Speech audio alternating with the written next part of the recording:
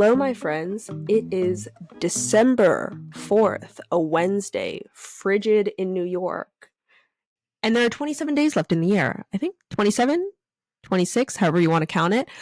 But what are we doing to get ourselves together to hit our goals for the end of this year?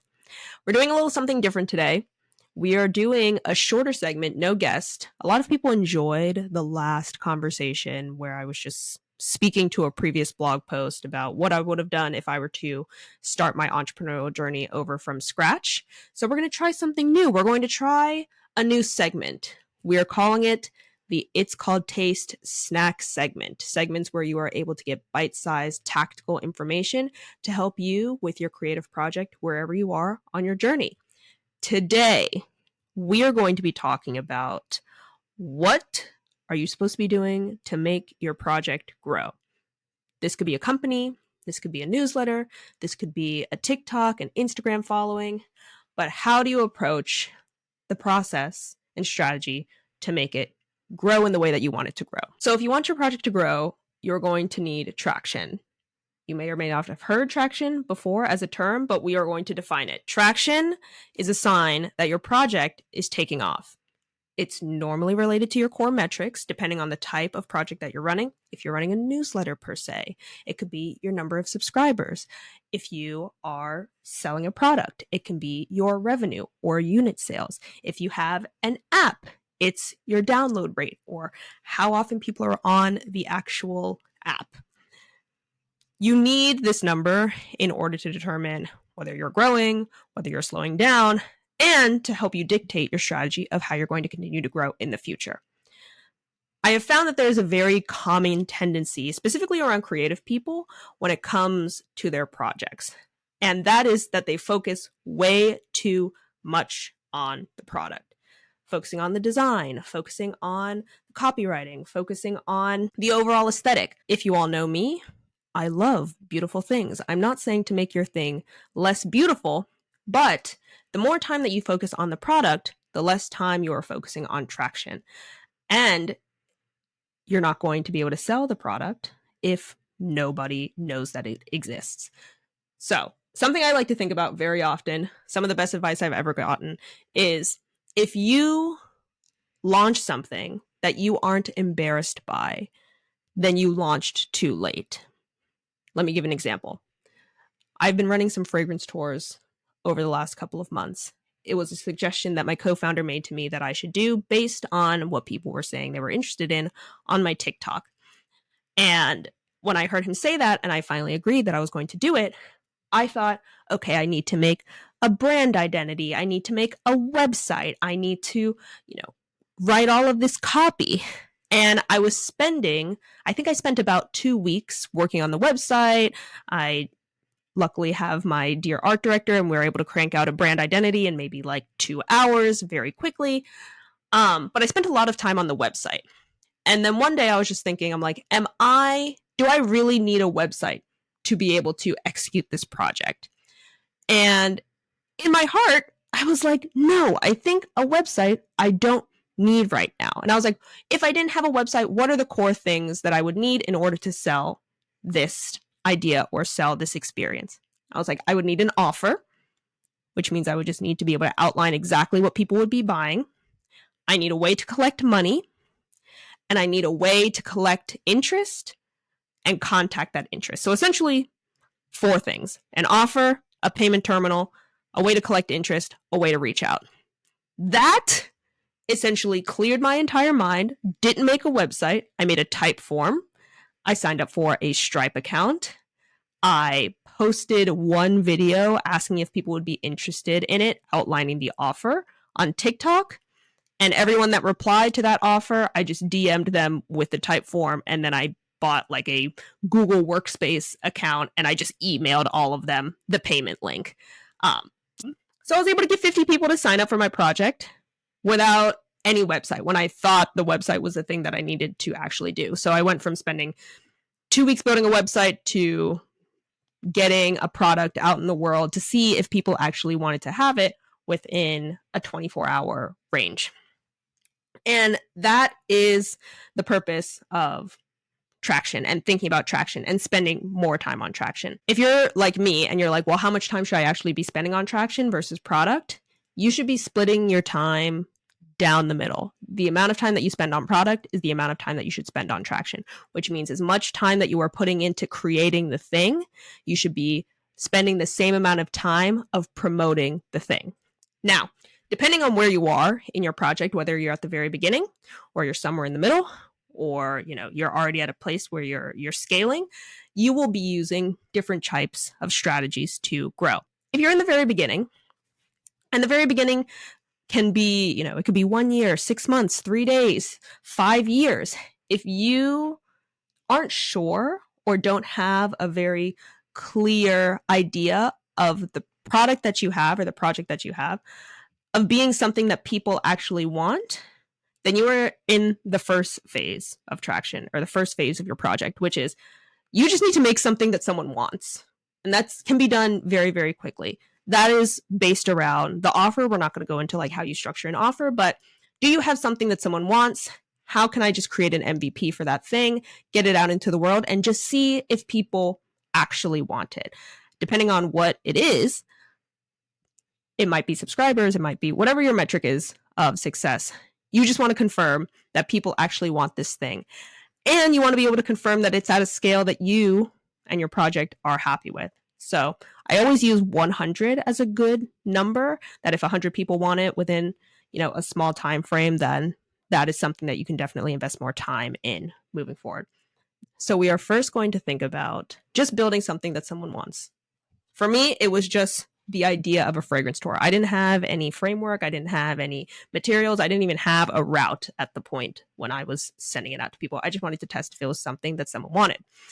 You can start using traction channels at this point to determine whether or not someone wants it. It will definitely be a leaky business idea. It's not going to be concrete. That is okay. Remember, we should be launching before we are completely okay with it. We should be launching a little embarrassed because we are going to learn through the process. It's not going to be perfect all the way through. When you push something out, you will get feedback from the people who initially are interested in it, such that you can continue to improve the product or project. It's not something that you need to go through in your head. It's a proactive learning experience with you and your potential customer. So the first phase is making something someone wants. The second phase, which we won't talk about too much, but still fits within the traction strategies once we go through them, is marketing something that someone wants, because you've confirmed that people want it, you've tightened up the product, and now all you have to do is figure out how you are going to market it at scale so it continues to grow. And then the final stage that every business wants to get to is being able to scale that project and all of the systems and intricacies within it. So those are the three phases. We're going to be talking about the first phase for now. To talk about that first phase, we need to discuss the 19 different ways to create traction. You have heard of these ways. They are just marketing strategies. I will go through each of them. I'm not going to go through them in depth, but I will give you the list of them so you are aware that you are also aware of them. These are the 19 different ways that you can create traction. Publicity, unconventional PR, search engine marketing, social and display ads, offline ads, search engine optimization, content marketing, email marketing, viral marketing, engineering as marketing, business development, sales, affiliate programs, existing platforms, trade shows, offline events, speaking engagement, and community building. If you have even been on the internet, you have heard probably of the majority of these. PR, online marketing, content marketing, I feel like these words now are just kind of table stakes in any business conversation or growth tactics that someone may be talking about. Now, I will give an anecdote. Before going through this process and identifying what traction channels work for me, there was a lot of content and a lot of people that wanted to be helpful that would come to me and say, oh, you need to be doing PR. Oh, you need to be doing content marketing. Oh, you need to be doing ads. And it was extremely hard to decide which one of these channels should I be focusing on. We were a small team. Me, my co-founder, my art director, and we had some people here and there.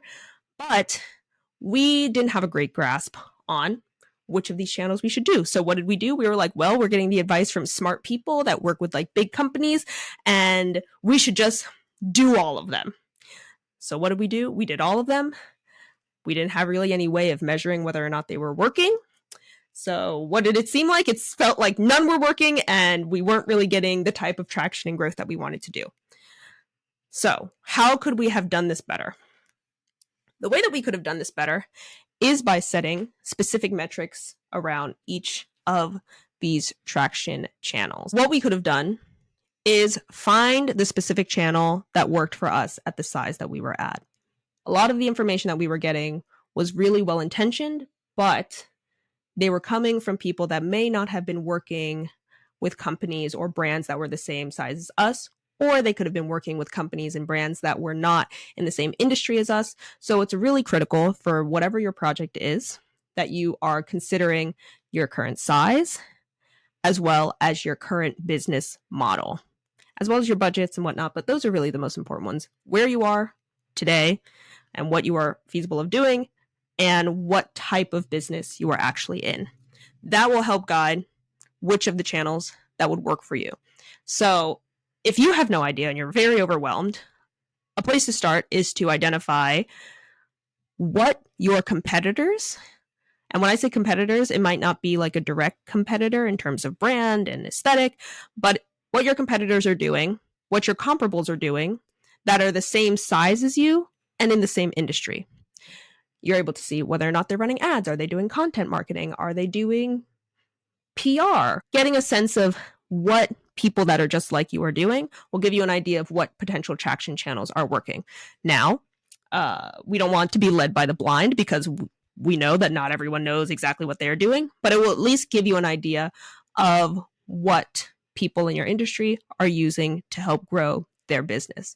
Something even better that you can do that we would used to do is find really old articles of companies that we wanted to be like, that had a similar beginning as us. So for example, we wanted to be like Glossier. Glossier actually started as a blog. Glossier started as Into the Gloss. So their main traction channel was content marketing. They grew a huge following on Into the Gloss for 5 years before they decided to launch a product.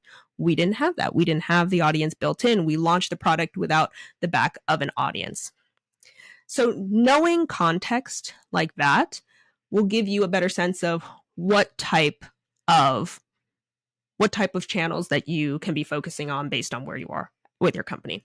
Something else to do, which I think if you're in any type of business or project or creative endeavor, you should always do, is look outside of your industry.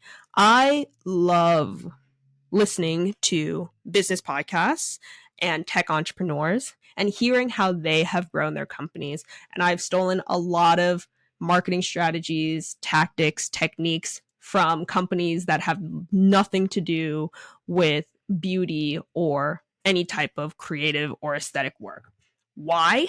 Because the principles still work and no one else in your industry is probably doing them. So it's great to just test them out to see if they could potentially work for you. So how do you find a channel? First, you look at what your competitors are doing that are similar size than you.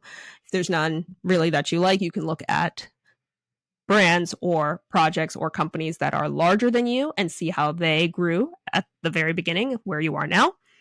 And looking to other industries as a source of inspiration around how they have grown their companies currently and in the future. So you have an idea. You have some examples of what you could do based on these other companies.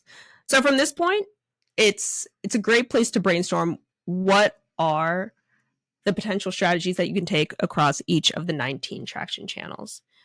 I'm not going to say that you need to do all of them, but you should brainstorm what your specific project could do for every single one of those traction channels. For example, if you are a beauty company like me and trade show is one of the traction channels, you can take a look at it and say, what are the trade shows that are happening within the next 12 months? What would I need to do to get prepared for those? How much would those cost me? And, what are the potential outcomes of that type of endeavor. If I wanted to do content marketing, it's like, okay, what kind of series could we do? How many posts could we do? Going through each of them to just prime your brain to think about what are the things that I can do with my project. And this is essentially your realm of what is possible in order to grow your traction. Now, we're not doing all 19 because we need to be nimble, we need to be quick, we need to optimize for the thing that will be best for us where we currently are. So then we go down to the second tier, which is selecting the top 3 to 5 that seem most promising. How do you determine whether or not something is promising? Again, we made that list previously of what your comparables are doing, what your competitors are doing at the same size as you, and what has worked for them. If it's worked for them, it will probably work for you. I'm going to stop anyone right now who is thinking about, well, the market is saturated and all of these things. The market was saturated when Glossier came into the world, and now they're a unicorn. The market was saturated when people wanted to make blogs. Then Instagram and Facebook came into the world. There is always room for growth if you know how to position yourself. There is always someone that wants your product. Do not get in your own way and say, well, the market is saturated. That is garbage. Do you see how many breads they sell at the grocery store? And you probably buy one of them, and someone else buys another, and someone else buys another. Put out your product and don't get out of your own way. So now that we have gotten that out of the way, think of the 3 to 5 things that are most promising and set up a test for that specific channel. The way that this can look is that it should be about 1 to 2 months. There should be measurable goals based on what your specific growth metrics are. The things that you want to be aware of as you are running these tests across your channels is how much does it cost to acquire a customer, or if you're doing content, how many customers are available through this channel, and are these the types of customers that you actually want? Now, you might say at this point, well, Asia, one of those traction channels is my entire project. You might say that my project is content marketing. My project is a Substack. You are probably listening to this on Substack right now. And I'm like, yes, exactly, completely. So you should be thinking about, how am I going to get more subscribers to my Substack? And it can't just be, I'm going to post more to Substack. 100%, of course, if you post more to Substack, it's going to be beneficial to you. But what is the top of funnel of Substack? Is it Twitter? Is it TikTok? Is it Instagram? There are multiple layers that you can funnel into growing your Substack. I know Substack is also awesome with their notes, and they are trying to create a whole ecosystem within Substack, but it's good to think about, what are the other marketing channels that will then feed in to your core traction channel? Just wanted to get that out of the way. If anyone that was, looking to grow their Substack was saying, hey, but mine is already an existing, is a traction channel in itself. Fair enough. So when you're running these tests, again, you should be running 3 to 5 at a time. These tests should take about 1 to 3 months. You should be measuring what your traffic is to your project. You should be measuring what the conversion on whatever outcome you want them to take is. And you should be measuring them against one another. So if you're testing TikTok or social ads or content marketing, you need to be able to have a process in place where you're able to track how people are getting to what you're trying to show them and what your conversion metric on those things are. And these tests should also answer these 3 questions. 1, how much does it cost to acquire a customer? You might be doing some of these things for free, but it's not completely free because you are still putting in your time. So if you're not spending any money, take time into consideration in terms of costs. How many customers are available through that traction channel? So is it something that can be scalable and grow over time, or is it pretty stagnant? And then the final one, are these the types of customers that you want to have? You might not like the type of customers that are coming from a specific channel, and that is okay. You don't need to make everyone happy. You can choose who your customers are and aren't. You don't need to be desperate for a follower, and you sure as hell don't need to be desperate for someone to give you their money. You are not doing this project such that you have to beg for someone to give you their money. This should be something that's enjoyable to you, and there's already hard things that are associated with it. So those are the things that you should care about, and those are the things that you should measure when it comes to determining which traction channel is the one that you should be focusing on to grow your project. You might not find it in the first 3 to 5. So then you go back to your original 19 and say, now I'm going to test another 3 to 5. And you go through that cycle until you find a very clear and definitive winner of this is how I am growing my project. And then at this point, this is key. You need to lock in to that traction channel. Like, you need to dive in to that traction channel. I am definitely one that loves to be swayed by shiny things. I have shiny thing syndrome, where I will see a new tactic, a new strategy, a new idea, and be like, ooh, we should try that. Ooh, so fun. I think it's a creative person's plight because our brain is always on. But you need to always point back to your main traction channel and say, is this feeding in to the benefit of this traction channel? If not, then you need to come back to the drawing board or drop that idea. So, for example, my main traction channel, I think I need to look at our numbers again, but from everything that has specifically come from the fragrance store, my best traction channel is TikTok. TikTok above all else. TikTok is how I got my first 150 signups. TikTok is how I was able to sell out my first month.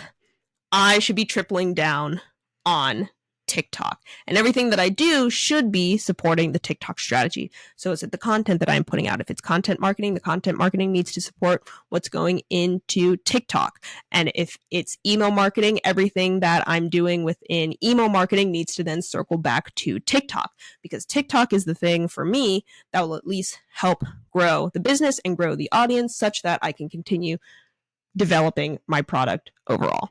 That could very well dry up in the future, and that is something to consider as you continue to grow. Your traction channel based on your size will change, but you don't want to change or shift your traction channel before it has truly been juiced.